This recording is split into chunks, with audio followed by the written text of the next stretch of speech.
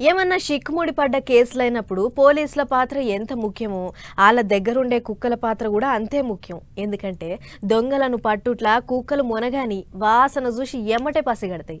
అయితే ఇన్నొద్దులు అన్ని కుక్కల లెక్కనే అవి కూడా కదా, వాటిని సపరేట్గా పోలీసోళ్ళు ఎందుకు సాదుతారు, వాటికి అంతగానో ఎట్లేరక, వాటికి ఏమన్నా ట్రైనింగ్ ఇస్తారా అని ఇన్నొద్దులు మీకేమన్నా అనుమానాలుంటే గీ ముచ్చడి చూడుర్రి.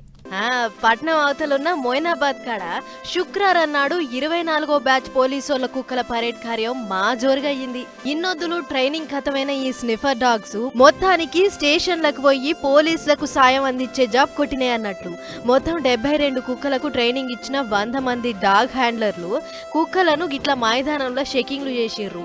దొంగలను ఎట్లా గుర్తుపట్టాలే, గుర్తుపడితే కుక్కలేం చేస్తాయి, అనుమానంగా అవపడితే ఎట్లా పసిగడతాయి, చెకింగ్లకు పోయినప్పుడు పోలీసులకు తిప్పలైతే కుక్కలు కేసు ఎట్లా ఛేదిస్తాయి అనే ముచ్చట్లన్నీ కళ్ళకు కట్టినట్లు చూపించారు.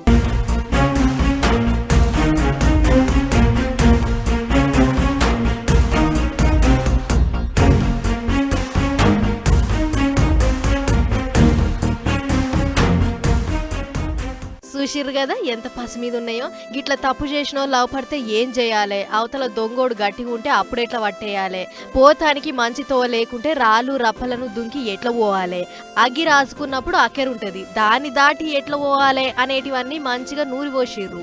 ఇక ఇంటెలిజెన్స్ విభాగం పెద్ద శివధర్ రెడ్డి సార్ రాగానే పూల బొకే ఇచ్చి గౌరవ వందనం చేసినాయి కుక్కలు. సార్ కూడా కుక్కల పరేడ్ కార్యం అంతా దగ్గరుండి చూసిండు. పాస్ అయిన కుక్కలను గిట్ల బండి మీద ఎక్కించి తిప్పిర్రు.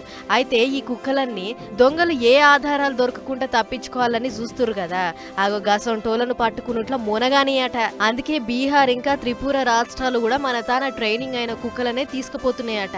అంటే చూడుర్రి కుక్కల ట్రైనింగ్ ఏ రేంజ్ లో ఉందో. మొత్తానికి కుక్కల పరేడ్ ఖతమైంది. ఇక రేపటి సంధి పోలీస్ బండ్లల్లో ఆలతో పాటు కేసుల పొంటి తిరగబోతున్నాయి పొర్రి అని అనుకుంటుర్రు ఈ ముచ్చట చూసిన పబ్లిక్.